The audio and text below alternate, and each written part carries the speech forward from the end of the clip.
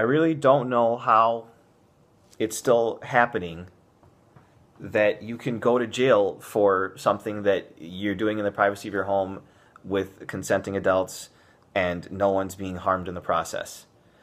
You can't really argue with these people either because they end up taking it personally. I mean, they'll argue to the death because they were indoctrinated, and this is what they truly believe. This is psychology. It's very difficult to convince someone of something else once they have a certain idea in their mind. And the difference between atheists and religious people, you can't really make complete generalizations, but a trend that I've seen is that you can show all types of proof to a religious person, and they would never change their views. But if God came here right now, I would instantly believe. And that's something that's very important, because in these religions, they state that, for example, Jesus and, I forgot that disciple's name. Thomas, maybe? Anyway, one of the disciples didn't believe that it was Jesus when he rose from the dead 3 days later for Easter. And when he felt he didn't need to feel it. He was like, oh, yeah, come feel the holes in my hands from when I was hanging on the cross. Come see the hole in my side from when the soldier struck me. And he was like, oh my gosh, I believe. And then Jesus was like, oh, blessed are those who don't need to see to believe. Of course! No one's seen Jesus. Because he probably wasn't real. And that's something that's very hard to take. People will reference Josephus, who was a scribe in the past. And it's been shown that his documents were altered to include mention of Jesus Christ. No other historical documents contain anything about him. I mean, I'd be happy if Jesus were real. Like, that would be really cool to have that type of awesome magical ability. Like, that's amazing, to be the Son of God. But that's what it is. It's a fantasy. It's not something that can be taken seriously anymore. We should be past that.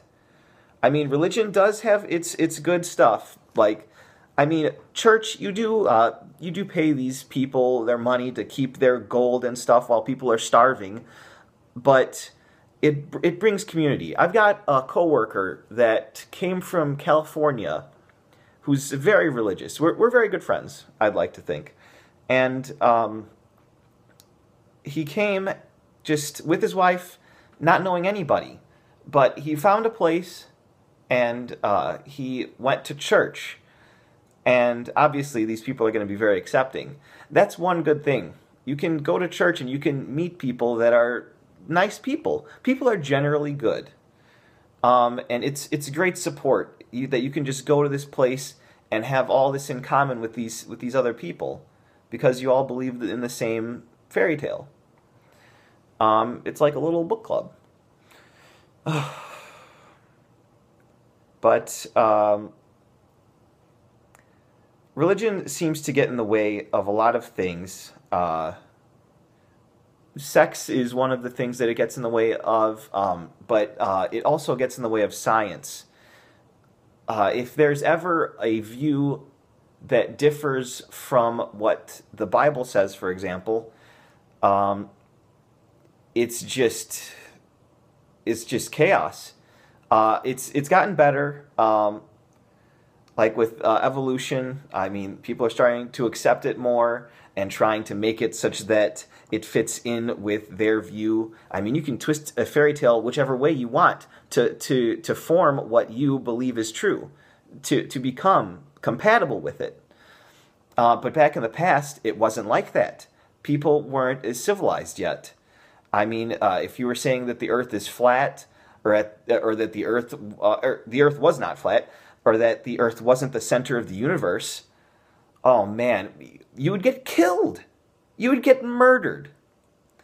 Religious people aren't going to face the same type of things that atheists have faced throughout the years, because they're lucky and we're civilized now. We're not going to kill anybody. Back then, if you disagreed, you were murdered. Witches were burned at the stake. I mean, it's just ridiculous garbage that all comes from religion. The Crusades. Christianity has been the #1 killing force in all of history. When you're killing someone for your fairy tale, I mean, that's just the worst. And it happened. And it's something that we need to deal with as a society. We shouldn't be allowing religion to continue like this, where it has control over the laws that we have. There should be separation of church and state. And that's clear. I'm not saying to get rid of religion. I'm saying to get rid of its power that it has. Its privilege. I mean, they're not taxed. If they face religious persecution, which is really just them persecuting others. I'll stop right there and give you guys an example of that. There's been people that are trying to, religious people that are trying to not serve homosexuals because that would be violating their religious rights. But really, that's a hate crime against gay people to not allow them to receive your services. That is a touchy issue. You should be able to decide who you serve, but if you have a public restaurant, for example, and a customer comes in and you're not going to serve them because of a life choice that they've made, that's just wrong. And you guys should know that, because Jesus taught compassion. And if you're not going to listen to every single thing in the Bible, you shouldn't nitpick at some things. You're not supposed to eat certain types of crawfish or something, I think, in there. That's just a random garbage. And it was probably invented because one guy that was writing in the Bible saw a crawfish or something get eaten by some guy, and that guy got really sick. It was necessary at the time, arguably, that they create something that could be referenced to keep everyone safe.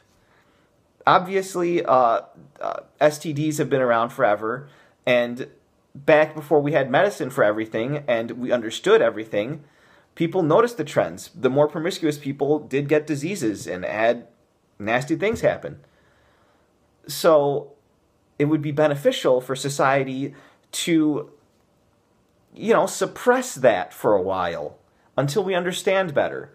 And that's kind of why we're here today, because people went that route. We've always questioned how we got here and why, and people made up explanations, and we just stuck with it. We attached morality and rules to that, but morality doesn't come from religion.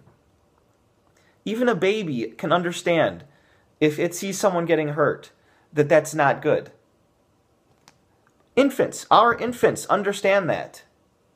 It's within us. You don't gain it from religion. You don't learn morality. We're all born kind.